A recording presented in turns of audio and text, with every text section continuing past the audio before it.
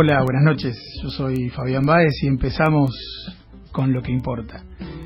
Este programa que tenemos para hablar con gente que tiene cosas para darnos, para enseñarnos, gente de la que quiero aprender. Tengo a mi lado a alguien de quien se dijo esto. Él es un dirigente, un hombre que ha trabajado y trabaja mucho por la justicia social. Viene de las izquierdas, del trotskismo. Él trabaja mucho contra la esclavización de personas, en talleres textiles, en la prostitución. Trabaja mucho y es amigo mío. Esto ha dicho el Papa Francisco de nuestro invitado de hoy. Legislador porteño, docente, político, activista social, titular de la Fundación La Alameda, actualmente precandidato a legislador por la lista Honestidad y Coraje en el Frente Unidad Porteña. Esta noche, en Lo que importa, Gustavo Vera.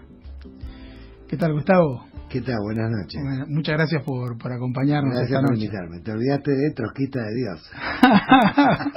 Bueno, lo que pasa es que estaba citando a alguien que dijo así, literalmente. No, pero en ese mismo discurso, que eso fue una entrevista que hace Televisa, sí, al segundo año del papado, creo, sí, que era cuando se daba el debate sobre la mexicanización. Exacto. Él dice, viene de las izquierdas, viene del trotskismo y se reencontró con Jesús. Mira. Lo que no cuenta es que en realidad me reencontré muchos años antes, ya con el padre Jorge Bergoglio, donde volví a reencontrarme con esos sacerdotes franciscanos que yo conocí en mi infancia, cuando fui durante 9 años scout católico argentino, que me enseñaron tantas cosas, casi la base moral de eso quiero hablar. En este programa a mí me gusta empezar por la historia. La historia explica no solo lo que pasa, sino también quiénes somos, ¿no? Entonces, uno a Gustavo Vera lo conoce por sus luchas, te hemos visto en televisión, en tantas luchas por los demás, siempre trabajando por la justicia y por los más vulnerables, por los más débiles. Pero hoy queremos conocer un poquito lo que no se ve tanto de Gustavo Vera. Entonces, contame de tu infancia, que sé que naciste en Entre Ríos, en Basavilbaso. No, nací en Capital y me crié durante mi primera infancia en Basavilbaso. ¿Sí? Es más, nací en el Hospital Alvear, antes de que fuera un neuropsiquiátrico. La vida marcada. La vida marcada, claro. Mi mamá vino a tenerme acá porque los hospitales estaban en mejores condiciones.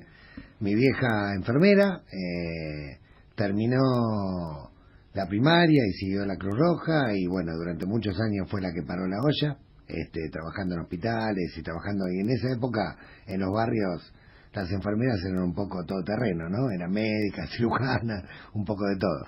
Mi viejo laburaba en la General Motors, se jubiló en Hacienda, metalúrgico, pero bueno, mis viejos se separaron cuando yo era muy pequeño, mi mamá se puso la familia al hombro, por decirlo de algún modo, y hoy felizmente está por cumplir el 22 de agosto 81 años, a los 73, 74 terminó la secundaria. Mirá. Y a los 78, 79 empezó la universidad y ahora está siguiendo filosofía en la Universidad de San Martín. Qué bárbaro. Y además es cinturón negro de Aikido. No me digas. Sí, y practica todos los sábados.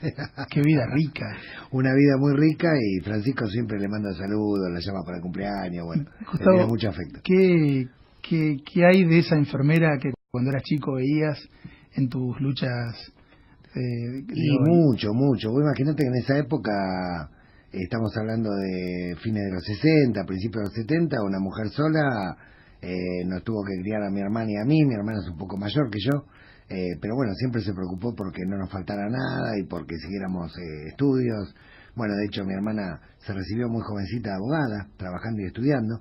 Yo trabajo desde los 14 años, o sea, durante toda la secundaria estuve trabajando de peón de limpieza, de diariero, de cadete, bueno, en un montón de oficios. Y una cosa que me dio mucha base fue, por un lado, mi vieja y su personalidad, su temperamento, su planificar la vida. Mi vieja está por ejemplo, la semana pasada estaba con un dolor en una rodilla. Bueno, todo su entorno le decía, no, tiene que descansar. Y mi vieja se fue a practicar Aikido el sábado, y el sábado en la noche estaba comentando las peleas de boxeo que ve por la televisión. Y nada, metedora. Es así, planifica 200 años, planifica como si fuera a vivir siempre, y aprovecha cada minuto, cada segundo, y tiene siempre ese espíritu de salir para adelante y pelear contra la corriente. Y después otro lugar donde yo tuve una base de valores muy firme y muy fuerte fueron los Scouts. Los Scouts católicos argentinos de fines de los 60, principios de los 70 fueron una cosa formidable. A nosotros nos enseñaron de todo. De muy chiquito, técnica de supervivencia, a los 6, 7 años siendo lobato, después Scout, después Rider. Después, bueno, llegó el tiempo oscuro de la Argentina. Yo lamentablemente cumplo los años el 24 de marzo, así que cuando cumplía 12 años llegó el golpe. A los 13, a los 14 años secuestraron a algunos dirigentes, volaron la casona Scout. Yo estaba en Santa Teresita del Niño Jesús, en Sapeña. Pasó lo mismo en Santos Lugares, pasó lo mismo en Martín Coronado. La cosa se empezó a poner espesa. Unos sacerdotes fueron cambiados por otros que eran muy distintos. Y ahí fue cuando entré en crisis de alguna manera, ¿no? En crisis y me radicalicé. En realidad no me radicalicé, en realidad seguía de alguna manera predicando por esa comunión de bienes, digamos, que habla la Biblia, por esa esencia de sociedad con la que trataron de realizar los jesuitas la hermandad con los latinoamericanos cuando se descubrió América. Y bueno, yo pensé que no iba a encontrarme más con ese tipo de sacerdotes, los extrañaba mucho, fueron parte de mi infancia, de mi vida. Y bueno, y después cuando los caminos de la lucha contra la trata y la esclavitud me hicieron encontrarme con el padre Jorge, es como que volví a sentir esa reminiscencia de reencontrarme con mi origen, ¿no? Con mi origen. Pero de cualquier manera siempre hablamos en chiste con Jorge, porque ahí los medios nos llamaban allá por el 2008, 2009, los trotskistas de Dios, nos decían a nosotros, y por eso cuando lo fuimos a visitar la primera vez en junio en Santa Marta, él nos firmó una remera poniendo, ¿se acuerdan de los trotskistas de Dios? Como y siempre hablamos, digamos, de que en realidad la historia es una cosa paradójica, pero el propio León Trotsky, cuando armó la Soviet en 1905, fue en realidad una cosa que salió de casualidad por una marcha que organizó un cura que se llamaba Gapón, que en realidad llevó a los campesinos a pedirle al zar alimentos, porque estaban en medio de la guerra rusa-japonesa,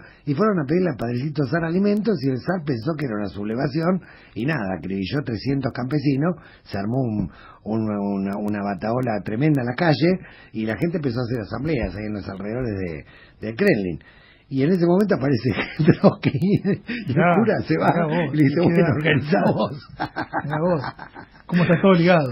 ¿Cómo está todo ligado? Sí, Rusia, la misma Rusia que en su momento refugió a los jesuitas cuando los expulsaban de Latinoamérica y Europa, ¿no? Qué cosa. En los Scouts podremos decir que tuviste una experiencia de aprender a participar y a comprometerte, ¿no? Los Scouts me enseñaron a mí a dejar las cosas mejor de lo que las encontraba. Claro. Me enseñaron a valerme por mí mismo, me enseñaron el valor de la solidaridad, esta cuestión de que nadie se realiza si todos no nos realizamos, esto de estar siempre cooperando con el más débil, tratando de ayudarlo, tratando de que sea fuerte, vencer los obstáculos con, digamos, con muy pocos recursos. Y por otra parte, después mi vieja, con los años, porque mi vieja siguió Aikido, y el Aikido es un arte marcial muy particular. Yo me fui joven de mi casa, por suerte. Pero el Aikido es muy particular porque en realidad no usa fuerza propia, sino que usa las contradicciones del otro y la fuerza del otro. ¿Sí? Y por eso la Alameda, siendo una organización tan pequeña, es tan potente. Es tan potente en la capacidad para instalar en la agenda pública temas que después se convierten en leyes, se convierten en políticas públicas.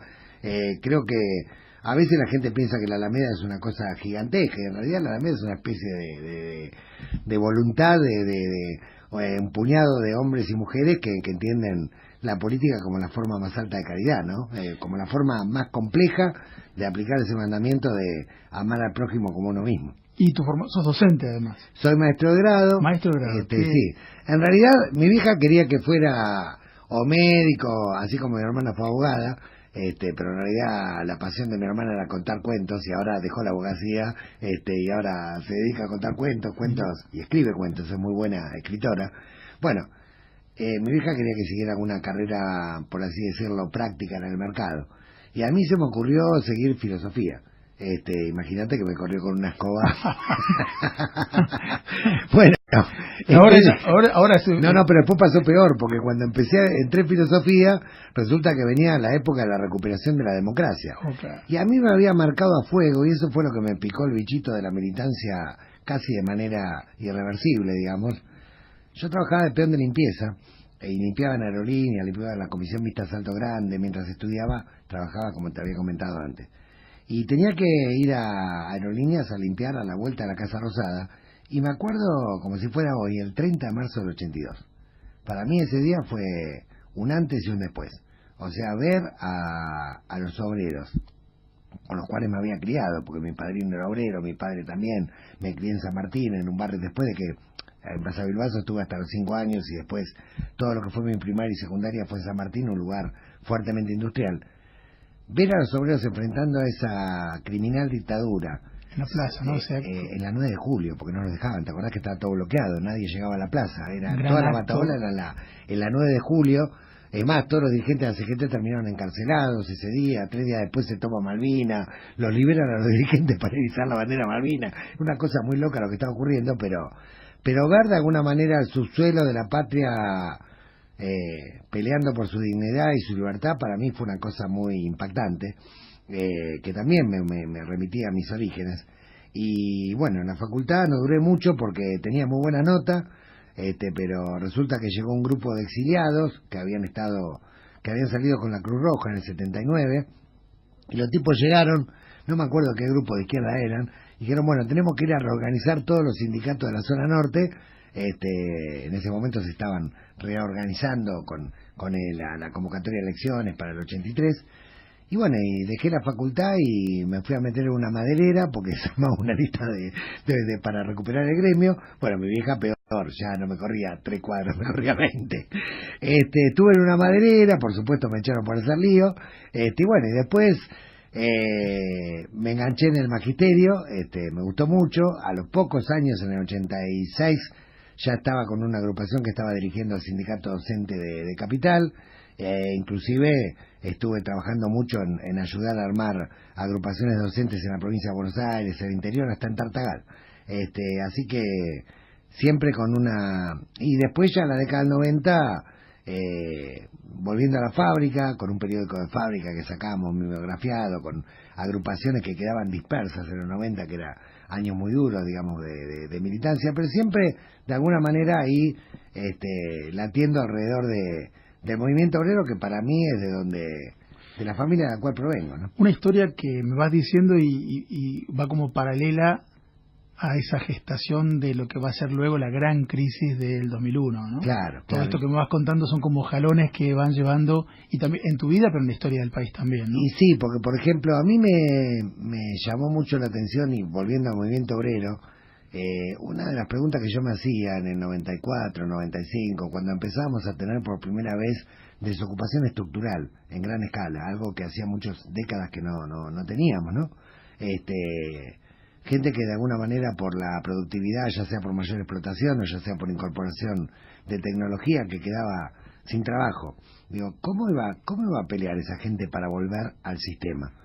Y bueno, y un poco había aprendido, ahí sí, en mi pasado trotskista, había aprendido de los trotskistas de Brasil que me contaban cómo los sin tierra, digamos, habían empezado a reclamar por sus derechos cortando rutas, ¿sí? Y un poco eso fue, estudié ese fenómeno, y cuando llegó lo de Cutralcó, que empezó a través de obreros petroleros, y llegó lo de Moscón y Tartagal, eso a mí me hizo aprender muchísimo. Lo que hizo realmente la gente de Moscón, y particularmente, fue maravilloso, porque ellos peleaban colectivamente, peleaban por reinsertarse en las empresas petroleras, peleaban por elegir el director del hospital, peleaban para que la construcción se les pagara según el convenio colectivo. Lo que hizo Pepino Fernández fue extraordinario. Por eso cuando surgieron las asambleas en el 2001, para mí no era lo nuevo. Para mí las asambleas no eran más que un reflejo de aquello que venía de las entrañas de la Argentina, que venía justamente de esas comarcas petroleras, y que maravillosamente había ideado la clase obrera, donde no eran asambleas por un lado y piquetes por el otro. La asamblea y el piquete era lo mismo. O sea, la asamblea era la soberanía, y el piquete no era más que uno de los tantos instrumentos tácticos de la lucha de gente que estaba excluida. Y a propósito de eso, hay un sacerdote que integra nuestra lista, pidió licencia, por supuesto, el padre Mario Videla, que cuando lo conocí en el 2008 era el titular de la pastoral migratoria, y trabajaba muy estrechamente con Bergoglio, había estado en Filipinas, en África, en un par de lugares más. Yo me acuerdo todavía, yo no lo conocía todavía al padre Jorge, pero recuerda que él me invitó, creo que en el 2007, a una charla sobre trata, y bueno, y después me invitó a tomar unos mates. Yo le digo, mire padre, por ahí tenemos concepciones diferentes, y usted piensa que hay que conciliar las clases, y yo pienso que tiene que haber lucha de clases, pero algo tenemos en común. En este momento no hay clase, o sea, hay gente que está quedando afuera, que está siendo descartada. Nos podemos poner de acuerdo un largo tramo para que la gente entre, y después vemos si hay conciliación, no hay pelea. Pero bueno, ahí estaba un poco el origen de cosas que por distintos caminos se venía, de alguna manera, veníamos percibiendo, ¿no? La cultura del descarte, las nuevas formas de esclavitud y todo esto que maravillosamente hoy Francisco ha conceptualizado, y yo siempre le agradezco muchísimo en el Laudato Si, porque el Laudato Si va a trascender largamente su pontificado. Vamos a hablar después, te voy a preguntar varias cosas de esto, porque sé que estás muy involucrado en Laudato Si. Contame cómo empieza, cómo la asamblea que empezás de bien en la Alameda, ¿no? Cómo surge la Alameda a partir de esta experiencia y de la crisis del 2001 y la experiencia de la asamblea del 20 de diciembre, ¿no? Bueno, cuando surge la asamblea yo ya tenía bastante, estaba esperando de alguna manera el efecto contagio de los ecos de Mosconi y Tartagal, ¿sí? Que por ahí se dieron en algunos casos distorsionados, y algunos entendían que era solo Piketty y otros entendían que era solo asamblea, pero nosotros lo veíamos como una integralidad. Y en la asamblea de Parque Avellaneda, cuando surgieron las asambleas espontáneamente, en realidad las asambleas surgen para mejor organizarse para marchar a Plaza de Mayo, ¿sí? Cuando viene que se vayan todos, la crisis del 2019-20, del 2001, las primeras represiones. Entonces, bueno, durante el transcurso de enero, la gente se organizaba antes de ir a Plaza de Mayo para llevar limones, pasarse los teléfonos, para que si había cualquier hecho represivo inmediatamente. Pero después empezaron a prolongar esas reuniones que eran meramente organizativas, y ya hacia fines de enero estaban diciendo, bueno, además de marchar a Plaza de Mayo, además de marchar a la Corte, ¿por qué no empezamos a organizar los problemas que hay en cada barrio? ¿Y por qué no empezamos a tomar el lugar del Estado que está desintegrándose, ¿no? Y había asambleas como por ejemplo la de Belgrano Núñez, que el interés central era recuperar los ahorros, que cuando se formó la asociación torrista prácticamente se extinguió.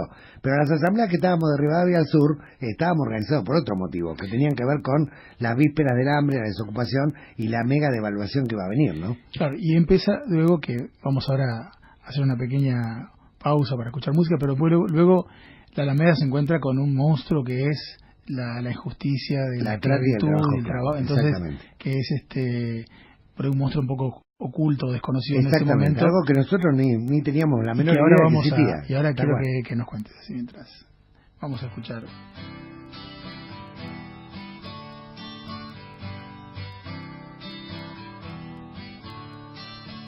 Don't you know, they're talking about a revolution sounds. Don't you know, talking about a revolution sounds like a whisper. While they're standing in the welfare lines, crying at the doorsteps of those armies of salvation, wasting time in the unemployment lines, sitting around waiting for a promotion. Don't you know, talking about a revolution sounds. People gonna rise up and get their share. Poor people gonna rise up and take what's theirs.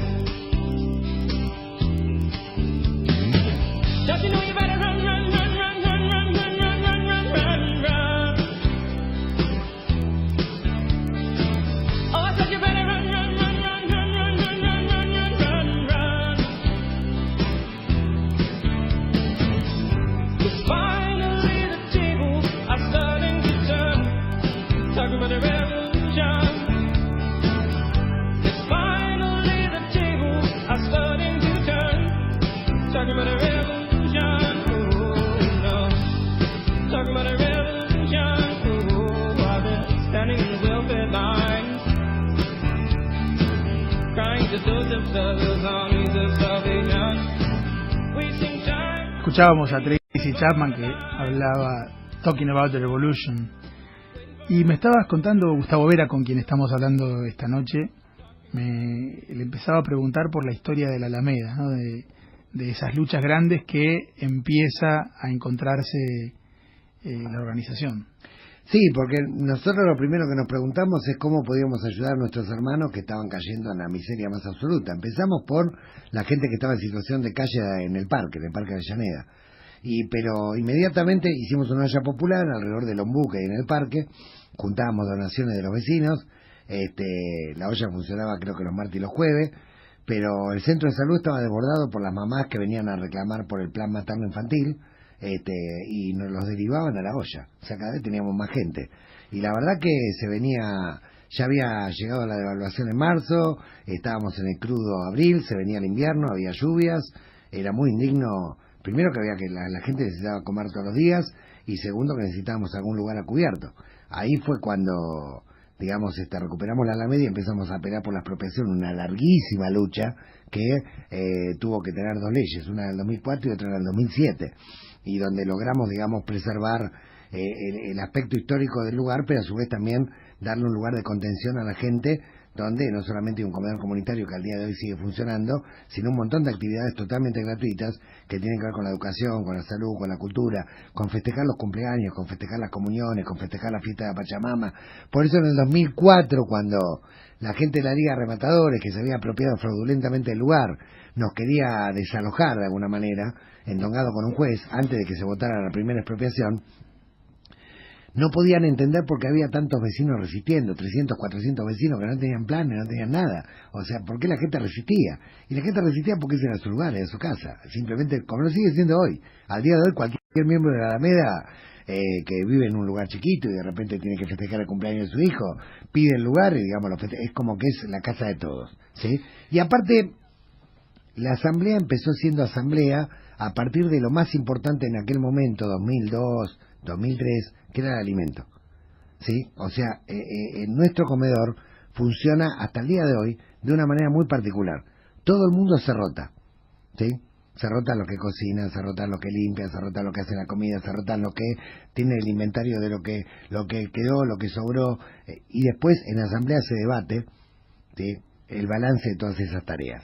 Y esto es muy importante porque la gente miraba que todo era transparente, que todo pasaba, que el poder pasaba por sus propias manos y que era cuestión de cuidar y preservar ese lugar. Y por eso lo defendieron con una fiereza extraordinaria, sobre todo las mujeres, con sus hijos, y empezó a venir mucha gente de la comunidad boliviana, muchos vecinos de la comunidad boliviana que estaban subalquilando en piecitas muy chiquitas, muy hacinados, que al principio tardaron un año y medio, casi 2 años, en derribar esa pared de prejuicio y que se empezara a generar esa situación de confianza en la cual nos fueron contando por qué habían llegado a la Argentina, cómo habían llegado a la Argentina, cómo los estaban explotando. Y aunque te parezca mentira, la primera causa con sentencia judicial firme de trabajo esclavo en la Argentina surgió del propio comedor de la Alameda, de compañeros que ya venían a almorzar con nosotros y no nos contaban. Muchas veces, en el 2003, recuerdo, 3 de la mañana venía alguna mujer golpeada con los chicos, nosotros preguntábamos qué le había pasado, si quería hacer la denuncia, y a veces no nos querían contar, los alojábamos igual, esperábamos, le preparábamos el desayuno, los tratábamos como un hermano, como un igual, como una hermana. Entonces, tantos gestos de afecto y de construcción de confianza hizo que se rompiera el mito, de alguna manera, porque también desde el lado de los explotadores de su propia colectividad les decían que denunciar ante un argentino la situación de explotación abyecta que estaban viviendo era casi un delito de traición, incluso hasta un cónsul estaba involucrado en eso. Y fue así que en el año 2004 empezamos a organizar asambleas los domingos. ¿Por qué los domingos? Porque empezamos a ver que los domingos el Parque Avellaneda tenía 4.000, 5.000 migrantes y durante la semana no había nadie. Dijimos, acá no hay ninguna atracción turística, algo está pasando en nuestro barrio que nosotros no estamos llegando a percibir. Entonces empezamos a sacar unos volantes explicando lo que era la nueva ley migratoria, la que había salido en el 2004, explicándole los derechos y convocándolos a asambleas los domingos. Y los domingos empezó a llegar un montón de gente y a contarnos, y ahí empezamos a interiorizarnos con esto de cómo nos captaban engañados, cómo les ofrecían casa, comida, salario en dólares, cómo les retenían el documento, cómo los sometían a una esclavitud abyecta y lo más sorprendente, que trabajaban para las más importantes marcas del país. Eso era lo más sorprendente de todo. Te quiero hacer una pregunta de fondo, ¿no? Sí. ¿Por qué hay esclavitud hoy en Buenos Aires, en el mundo? ¿Por qué hay esclavitud? Hay esclavitud porque hay un sistema que está basado en la máxima ganancia, que está basado en el paradigma tecnocrático, digamos que lo único que privilegia concretamente es al Dios dinero, y bueno, y a medida que se va desarrollando la tecnología, en vez de estar al beneficio de poder garantizar mejor calidad de vida de todos los seres humanos, lo que hace es descartar personas. O sea, el empresario cuando incorpora tecnología en su fábrica muchas veces no piensa en reducir la jornada laboral y pagarle lo mismo, no, piensa en trabajar, pagar menos sueldo y sacar más ganancia. Y mientras tanto descarte, la gente que descarta va quedando de alguna manera una especie de volquete existencial en el cual se genera un caldo de cultivo donde aparecen, digamos, estos señores, digamos, que lucran con las nuevas formas de esclavitud, ¿no? Que te captan para que seas soldado, campana de narcotráfico, o te captan engañado de que vas a tener un mejor trabajo y te llevan a otro pueblo donde te someten a la peor esclavitud, o te captan diciendo que vas a trabajar en un bar o vas cuidando chicos y resulta que después es para la explotación sexual, o te captan para el tráfico de órganos o para que seas mula y a su vez después seas esclavo en un taller textil clandestino, para múltiples factores. A ver, las nuevas formas de esclavitud florecen en medio de la extrema vulnerabilidad que genera la exclusión, ¿sí? Y la exclusión se genera cuando hay una sociedad que en lugar de poner en el centro, en el trabajo y en las mujeres y los hombres que conforman esa sociedad, ponen el centro en el dinero y ponen el centro en la máxima ganancia, ¿sí? Ahí es cuando, de alguna manera, por eso Francisco dice en el Laudato que es hora de replantearnos cómo estamos organizándonos en el mundo, que es hora de dejar atrás esta forma de capitalismo salvaje, de teorías del derrame, de consumismo desenfrenado, de paradigma tecnocrático, y volver a hacernos las preguntas esenciales, o sea, volver a preguntarnos que, a ver, la construcción de una comunidad tiene que tener como prerequisito que todos los hombres y mujeres puedan caber dentro de ella, que puedan tener el trabajo a través del cual desarrollan su propia dignidad, y un poco vuelve de alguna manera el eco de aquel modelo, de aquel sueño, de aquella primera comunidad organizada en Latinoamérica que fueron las misiones jesuíticas, ¿no? Ese rescate de la esclavitud a más de 350.000 aborígenes que hicieron los jesuitas, donde la forma de organización social era muy interesante, porque los aborígenes trabajaban 3 días en un emprendimiento colectivo y 3 días en emprendimientos en parcelas individuales, y interactuaba lo privado, lo público, la libertad, la igualdad, y había un sistema que era formidable, y era tan formidable que, bueno, que el Imperio Portugués y el Imperio Español se pusieron de acuerdo para echar a los jesuitas porque obstaculizaba la política de rapiña y la política de saquear de alguna manera el continente en lugar de hermanarse. Entonces los jesuitas dejaron ahí una semilla de patria grande, de comunidad organizada, que pocas veces se la rescata, ¿no? Yo he leído ahí algún artículo de Albert Metal y algunos documentos, algunos ensayos, pero pocas veces se habla de la importancia que tuvo la semilla que dejaron los jesuitas y que después de alguna manera divulgaron algunos patriotas como Mamá Tula, María Antonia Paz Figueroa, Moreno, Belgrano, San Martín, el cura Brochero, exactamente. Bueno, estamos con Gustavo Vera, hablando sobre sus luchas, sobre el mundo en que vivimos.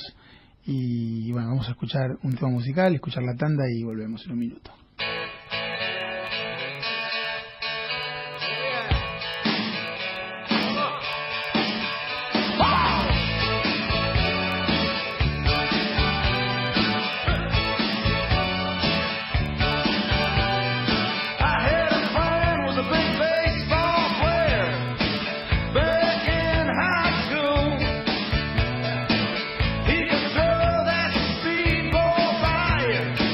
Making love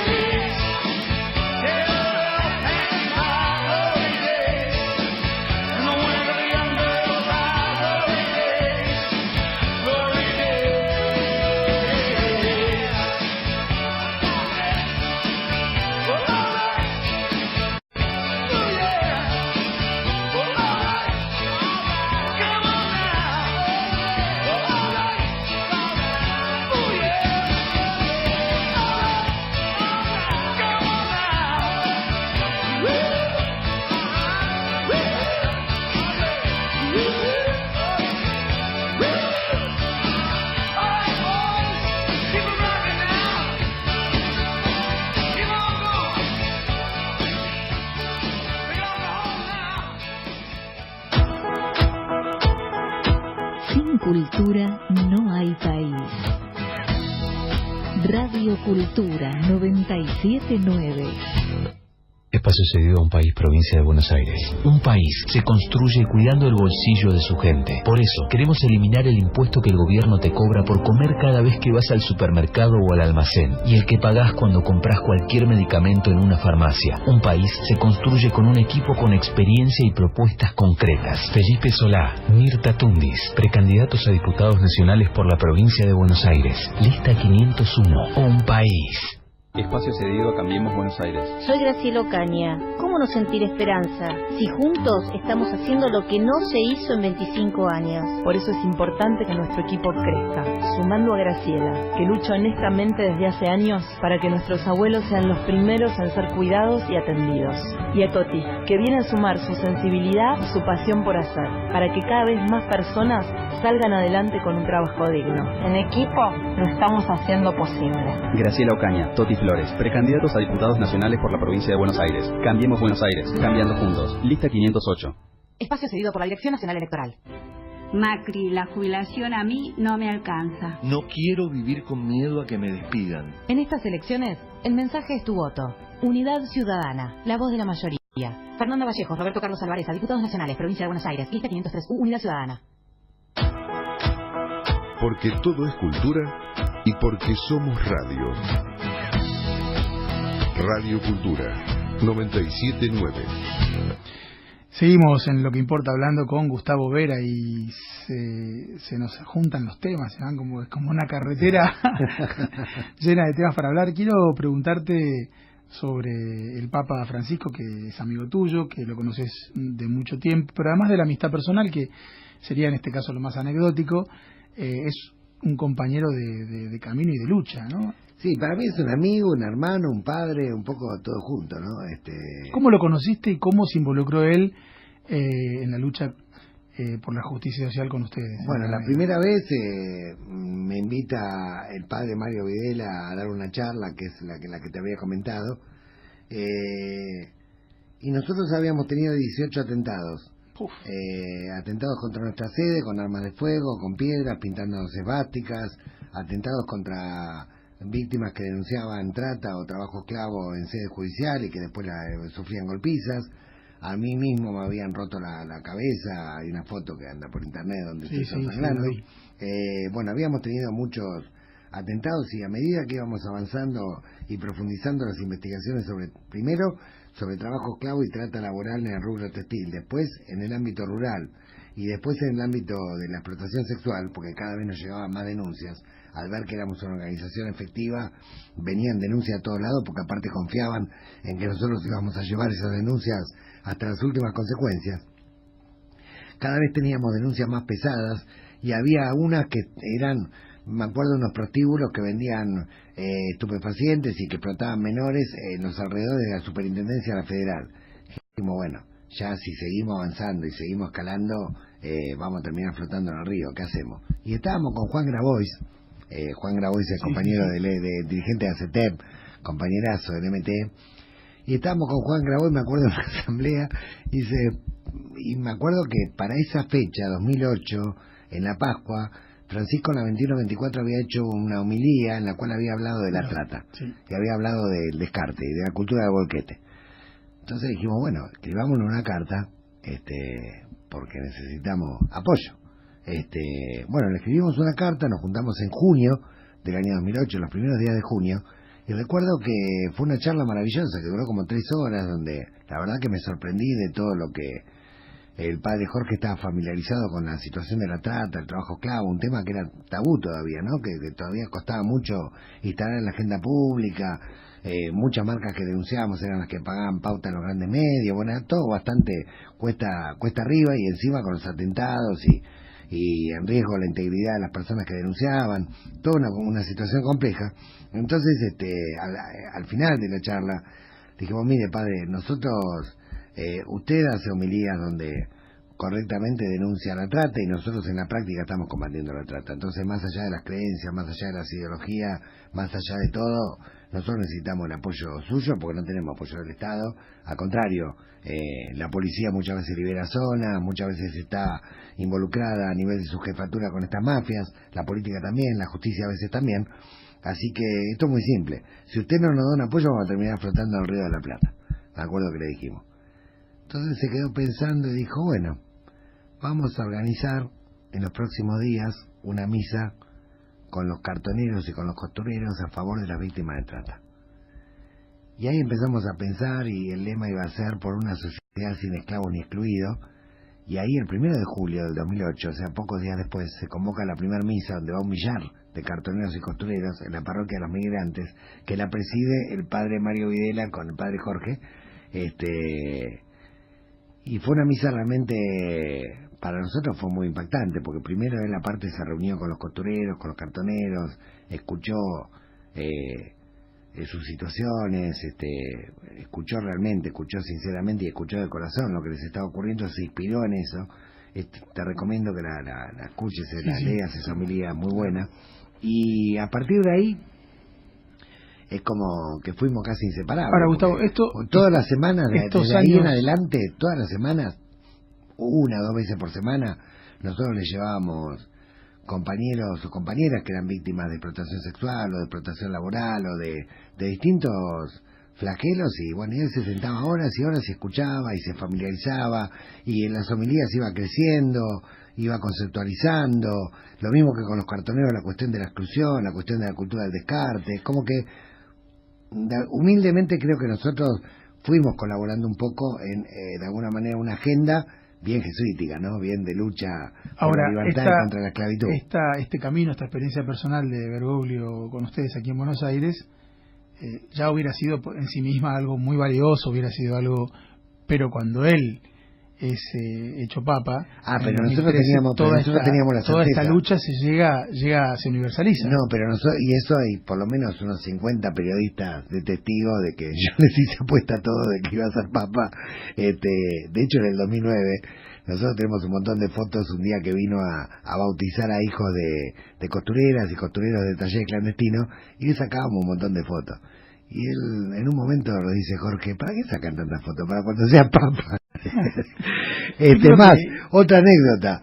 Recuerdo que era una situación social muy compleja y una vuelta estábamos charlando y decían, bueno, y a largo plazo esta situación así de angustia, de exclusión, de explotación, ¿a dónde va el país? Me dice, bueno, yo no quiero, pero me temo que a veces veo un futuro como Fuente Ovejuna. Y yo le decía, no, yo veo más un futuro como Solidaridad en Polonia, pero para eso tenés que ser papa. Aún si fuera Fuente Ovejuna también tendría que ser papa para perdonarnos. Vamos a ver, es como que de alguna manera siempre en el MT, en la Alameda, nosotros teníamos como la sensación de que estábamos frente a una persona muy especial. Y una anécdota, me acuerdo que en el 2012, ya cuando estábamos en confianza, éramos amigos, ya compartíamos muchas más cosas, yo digo, Jorge, ¿cómo hiciste para llegar a ser cardenal primado así como sos, no? Que vas a la villa, que te comprometés con los más desposeídos, que donás tu sueldo, que predicás con el ejemplo, dentro de una estructura de una iglesia donde hay mucho nominalismo, a veces conservadurismo. Y él me dice, mira, cuando yo me inicié en el seminario, cuando tuve esa inspiración divina de seguir el sacerdocio, un viejo cura que vio que yo tenía pasta me dijo, mira pibe, si vos querés perdurar en la iglesia, tenés que pensar claro y hablar oscuro. Y ahí empecé a entender que muchas cosas las decían papiro egipcio y había que descifrar. Y cuando fue elegido papa, todo el mundo le llamaba la atención el cambio de expresión, ¿no? Una sonrisa enorme, una sensación de felicidad, y muchos periodistas nos preguntaban, pero usted no nota un contraste muy grande entre el padre Jorge y la cara que tenía así adulta, seria, y la cara que tiene hoy como Papa Francisco? Esto era el 2013, ¿no? Y yo le decía, ¿saben qué pasa? Que en la época que era padre Jorge muchas veces pensaba claro y hablaba oscuro. Ahora es la primera vez en su vida que puede pensar claro y hablar claro. Y esto obviamente es la expresión de enorme felicidad que se nota en su rostro todo el tiempo, ¿no? Te invito a que escuchemos 2 minutos de este hablar claro de del Papa Francisco. ¿Qué puedo hacer yo? Cartonero, catadora, pepenador, recicladora, frente a tantos problemas, si apenas gano para comer. ¿Qué puedo hacer yo? Artesano, vendedor ambulante, transportista, trabajador excluido, si ni siquiera tengo derechos laborales. ¿Qué puedo hacer yo, campesina, indígena, pescador, que apenas puedo resistir el avasallamiento de las grandes corporaciones? ¿Qué puedo hacer yo? ¿Qué puedo hacer yo desde mi villa, mi chabola, mi población, mi rancherío, cuando soy diariamente discriminado y marginado? ¿Qué puede hacer ese estudiante, ese joven, ese militante, ese misionero que patea las barriadas y los parajes con el corazón lleno de sueños, pero casi sin ninguna solución para sus problemas? Pueden hacer mucho, pueden hacer mucho. Ustedes, los más humildes, los explotados, los pobres y excluidos, pueden y hacen mucho. Me atrevo a decirles que el futuro de la humanidad está en gran medida en sus manos, en su capacidad de organizarse y promover alternativas creativas en la búsqueda cotidiana de las 3 T. ¿Recuerdo? Trabajo, techo y tierra. Y también en su participación protagónica en los grandes procesos de cambio, cambios nacionales, cambios regionales y cambios mundiales. No se achiquen. ¿Qué te pasa cuando escuchas esto, no? Y me acuerdo de muchas homilías donde de alguna manera también en Constitución hablaba de estos temas, y un poco más embrionariamente, y es uno de los discursos más maravillosos el de Bolivia, pero Francisco va más a fondo todavía y dice que la tierra, el techo y el trabajo solamente es posible en la medida en que nos involucremos a construir sociedades que sean justas, inclusivas y sustentables. Esto es muy importante, ¿sí? O sea, porque tierra, techo y trabajo es la consecuencia de tener sociedades justas, inclusivas y sustentables. Y esto significa hermanar. Yo elegí este párrafo porque pensaba esto, cuando pensaba en vos, porque digo, me da la impresión que debe estar la Alameda en su cabeza un poco, porque él dice, ¿qué pueden hacer? Agrúpense. Y sí, claro. La Alameda y el MT, ¿no? Que éramos como hermanos, digamos. Tantas experiencias que él ha visto aquí, y de hecho, de cómo él ha descubierto que la organización hace que el pobre, que el vulnerable sea menos pobre de alguna manera. Sí, ¿no? Claro, entonces, claro, porque cómo por organizarse ejemplo, es un camino. Claro, porque a veces uno por ahí tiene una especie de ansiedad por cambiar las cosas en términos personales y no puede ver, no puede mensurar el proceso histórico. Porque vos pensás que en Argentina, cuando hablábamos de trabajo esclavo, trata, en el 2007 la gente nos miraba con una cara como diciendo, ¿de qué están hablando?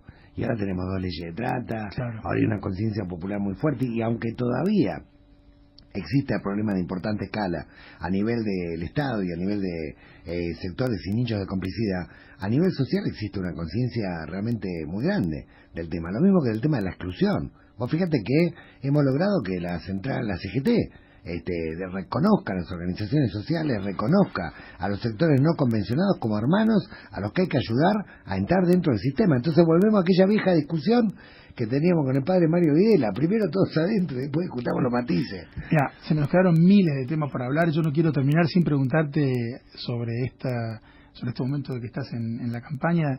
La pregunta que te hace todo el mundo, ¿por qué estás con Guillermo Moreno? Vos que fuiste tan crítico del gobierno anterior en muchas cosas, sí. ¿Cómo estás en la misma lista? Contanos un poquito eso. A ver, Guillermo Moreno para mí es una persona que entró como salió de la función pública, ocupando nada más y nada menos que la Secretaría de Comercio y después la Secretaría de Comercio Exterior.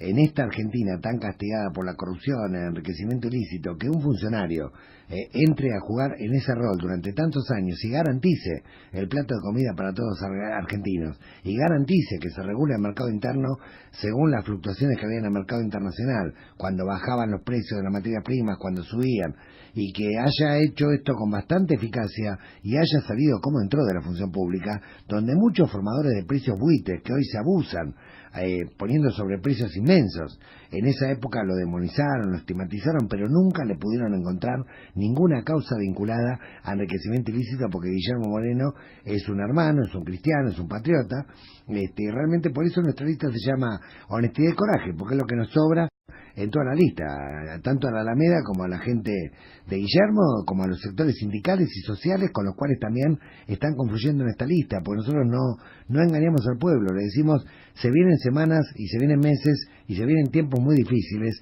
donde no vamos a resolver esto simplemente con el voto. Tenemos que lograr la unidad de todos aquellos que queremos una sociedad justa, inclusiva y sustentable, y esto implica que la política que está a favor de esto tiene que unirse con los sindicatos, tiene que unirse con las organizaciones sociales, tiene que unirse los militantes y los misioneros, y tenemos que confluir todos en un proceso donde reencontremos o nos reencontremos con una Argentina que podamos dejar mejor de lo que la encontramos para las futuras generaciones. Te quiero hacer una serie de preguntas, como una especie de recorrida de temas que yo te tiro y vos me vas respondiendo lo que te sale, así vamos cerrando de esta manera para también conocer un poco más de tu pensamiento, ¿no? Un libro que te haya marcado. La Biblia y Crítica de la razón dialéctica de Jean-Paul Sartre, el último Sartre que se autocritica del existencialismo y empieza a buscar de alguna manera alguna forma de explicación desde todos los ángulos psicológicos, sociológicos, económicos, la rareza de la naturaleza humana. Una banda de rock. Una banda de rock, qué difícil, porque tengo muchas. Más actual, la Berizo. Si fuera más para atrás, La máquina de hacer pájaros. Una canción para la Alameda. Una canción para la Alameda. Ay, qué difícil también, hay muchas. Hay una que toca un grupo uruguayo, ay, me quiero acordar el nombre. ¿Cómo se llama? Ay, una que toca un grupo uruguayo, no me acuerdo en este momento, no me acuerdo el nombre. Pero encontraste la canción. Y ¿qué dice? ¿Te acordás que...? Sí, estoy tratando de recordar. No, pero si no podríamos poner, mientras tanto podríamos poner Argentina de la Berizo. Sí. Argentina de la Berizo. Sí, Argentina. Un político, no necesariamente argentino, un político. Un político, y bueno, políticos muchos, Gualdini, Ilia, Jaureche, el Carabinero Ortiz, bueno, obviamente Perón, San Martín, Moreno, Belgrano, Artigas, Solano López, muchos se me ocurren, ¿no? Muchos políticos. Esta valla lo excluimos al Papa, de esta que te digo ahora, un maestro, un referente. A un maestro referente, maestro referente. Y hubo muchos, lo que pasa que son muchos obreros en fábrica con los cuales aprendí un montón de cosas, muchos maestros y maestros. En la vida todos te enseñan algo. Todos tenés que aprender a escuchar y tenés que aprender a ver las señales. No es que hay maestros, digamos. Francisco, bueno, es algo excepcional, digamos, pero él también tiene esa actitud de escucha, esa actitud de verse hermano entre los hermanos, ¿no? Y eso es algo que uno tiene que tener siempre presente. Por eso maestros, todos los que pasan por mi vida de alguna manera son maestros, porque todos te enseñan algo, y porque, como bien nos enseñó el padre Jorge, cuando vas subiendo la escalera saluda siempre a los que están a los costados, porque son los mismos que vas a ver cuando vuelvas. Y ahora te voy a decir algunos personajes y me decís lo primero que se te ocurre. Juan Domingo Perón. Un recreador de las comunidades cristianas primitivas, de las misiones jesuíticas, en una escala realmente impresionante. Yo redescubrí, lo había leído adolescente, después pensé que era una cosa que el partido no le daba pelota, y cuando volví a leer el Laudato Si, dijo, esto me parece actualizado, internacionalizado, algo parecido que había leído, y volví para atrás y vi una conexión estratégica muy profunda entre los documentos de Puebla, la Aparecida, el Laudato Si, el Proyecto Nacional, la doctrina social de la Iglesia, la historia de las misiones. Es como que ahí hay de alguna manera una esencia latinoamericana que en Perón es brillante, porque después de sus 18 años de exilio, él anticipó con 40 años de anticipación las cuestiones que tenían que ver con la marcha suicida de la humanidad, con la cuestión del cambio climático, la cuestión de la internacionalización, la universalización, hablaba él y decía, bueno, puede ser una universalización negativa o positiva, depende de la unidad de los trabajadores de la patria grande, y hoy escuchamos a Francisco hablar de la globalización de la indiferencia, que la tenemos que trastocar en una globalización de la cooperación y de la solidaridad respetando las velocidades de cada país. Es como que uno cuando ahora el Laudato Si, entre tantas cosas maravillosas, aparte de alumbrar la esperanza de un mundo nuevo y de alguna manera los pasos que tenemos que empezar a darnos o preguntarnos para tratar de alumbrar ese mundo nuevo que permita hermanarnos y hermanarnos con la naturaleza y hermanarnos obviamente con Dios. Además de esto nos da una perspectiva interreligiosa y una construcción del mundo realmente formidable para las próximas décadas, y nos permite redescubrir un montón de textos que en nuestra historia por ahí en su momento no fueron comprendidos porque estaban demasiado adelantados. Perón es un hombre demasiado adelantado a su tiempo. Cristina Kirchner hizo algunas cosas correctas, algunas cosas correctas que reivindicamos, por ejemplo, la cuestión del control de precios para que sea accesible la canasta básica, la cuestión de la reconstrucción del mercado interno, las políticas de verdad, memoria y justicia, la recuperación de los fondos previsionales, la nueva Corte Suprema. Bueno, podría enumerar una cantidad enorme, y quizá subestimó un poco la cuestión vinculada al crimen organizado, al narcotráfico, a la trata, al trabajo esclavo. Si bien es cierto que se sancionaron 2 leyes y eran de alguna manera permeables a los reclamos de las organizaciones de la sociedad civil, creo que se podría haber hecho mucho más, y creo que algunos funcionarios, así como hay funcionarios que fueron muy patriotas como Guillermo Moreno, hay otros que mejor olvidarlo, ¿no?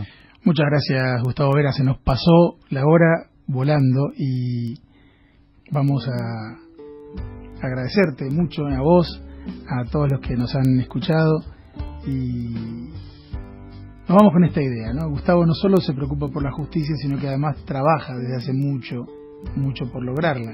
Y devuelvo el sueldo ante escribano público, y vivo con el salario de un director de escuela, y me voy a ir de la función pública como le prometí al padre Jorge. Entré con una moto 125, me voy con una moto 125, y dejando un montón de leyes y proyectos de declaración, de informe y de trabajo hecho. Ojalá que tu ejemplo para que sea un precedente. Nos inspire.